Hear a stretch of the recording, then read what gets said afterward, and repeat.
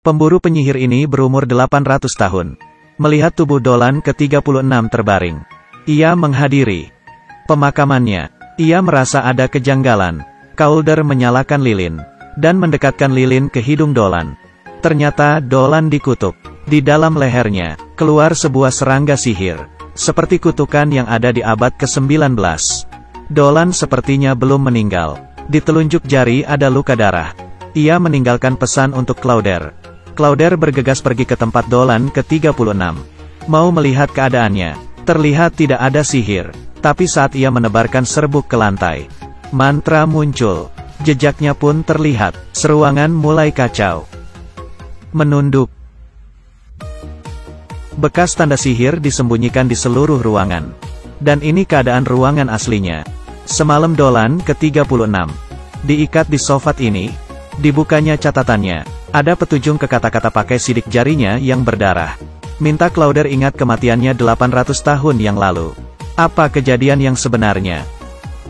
Memori ingatannya sedikit hilang dan tidak ingat. Pen dia atas meja hilang.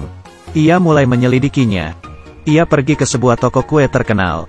Di dalam ramai. Tapi bahan yang digunakan menjijikkan. Pemilik toko menaruh cacing di bahan adonan kue. Ia adalah seorang guru yang sudah hidup 100 tahun. Keahliannya mencuci otak manusia. Ia kasih tahu Calder orang yang dicarinya ada di rumah sakit dekat pohon cerabepel. Saat buka pintu, di dalam banyak mainan boneka. Calder berhati-hati. Tiba-tiba satu penyihir datang. Pakai tongkat penyihir menusuk ke tangannya. Calder langsung menendangnya. Tarik keluar tongkat itu dan tangannya membaik. Ternyata Calder tidak bisa mati. Ia membawa penyihir itu ke bawah gereja. Penyihir tarot gereja memberikan hukumannya dengan kartu tarot. Membangunkan raksasa menggunakan kunci. Dan menarik penyihir itu. Penyihir itu masuk ke dalam dan hilang. Tapi Dolan ke-36 masih belum sadar. Ternyata penyihir aslinya belum ketangkap. Ia pergi ke perpustakaan untuk cek. Ia memutuskan akan mencari penyihir memori. Untuk membantunya mengingat memori 800 tahun yang lalu. Legenda mengatakan mereka hidup di sekitar kita. Ada yang buka toko bunga. Ataupun bar dan hidup damai dengan manusia. Tapi ada penyihir yang berbeda.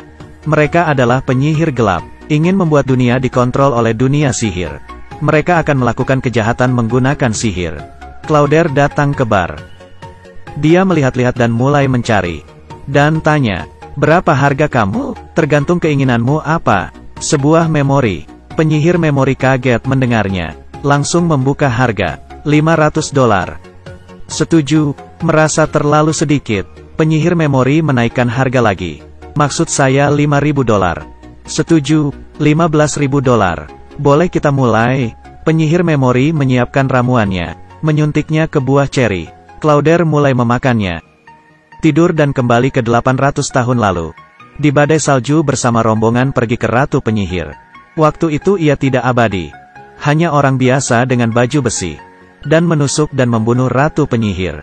Sebelum Ratu Penyihir mati, ia mengutuk Calder. Akan hidup selamanya dan tidak akan tenang. Ini alasan kenapa Calder tidak bisa mati. Di luar ingatannya. Ia terbakar setengah hidup dan mati. Nyawanya bergantung dengan hati Ratu Penyihir. Demi menyelamatkannya, Dolan menyimpan dan menyembunyikan hati itu. Pada saat yang sama ia juga membiarkan Ratu Penyihir hidup. Calder kaget setelah mengetahui kenyataan itu. Tanpa dia sadari, ada satu penyihir masuk dan memborgolnya. Ia menendang Calder jatuh ke lantai dan membiusnya.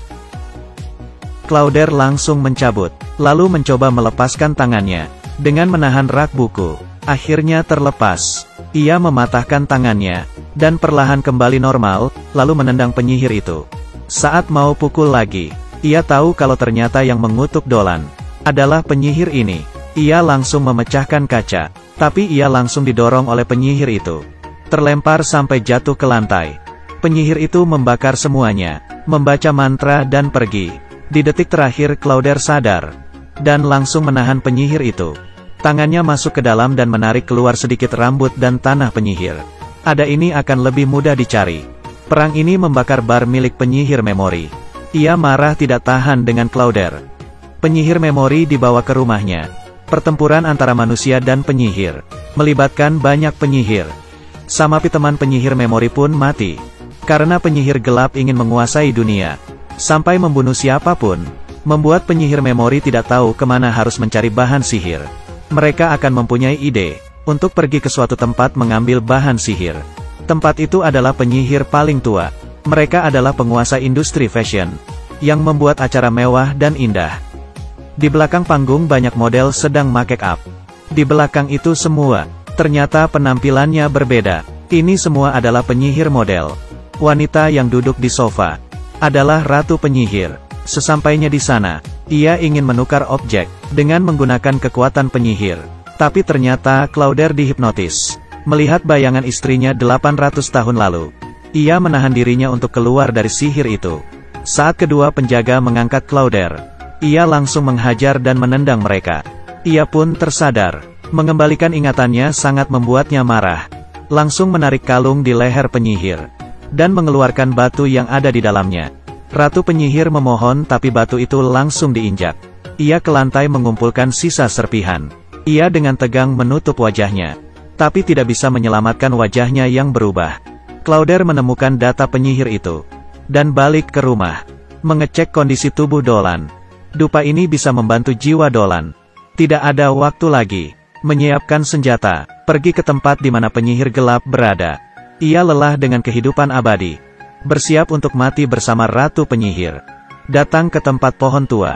Ia membunuh penyihir yang mengutuk Dolan.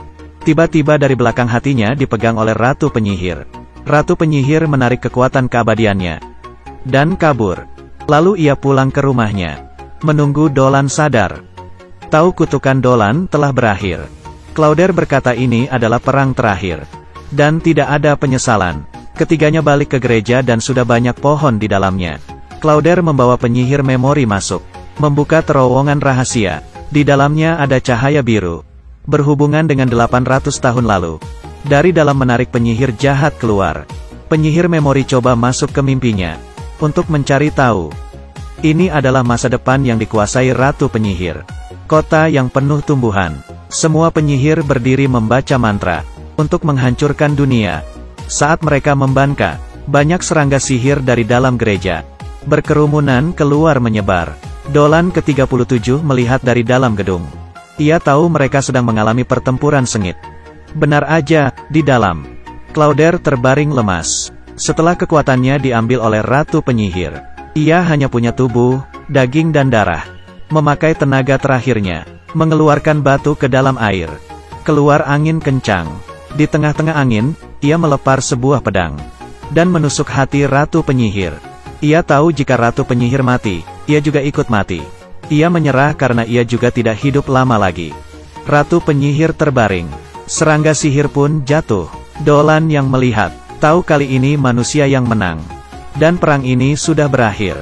Di akhir film, mereka duduk di depan gereja. Ia membiarkan hati ratu penyihir hidup. Karena pada saat terakhir memasuki kegelapan kematian, ia melihat banyak hal yang mengerikan sedang menunggu. Mereka sedang menunggu dunia tanpa ratu penyihir.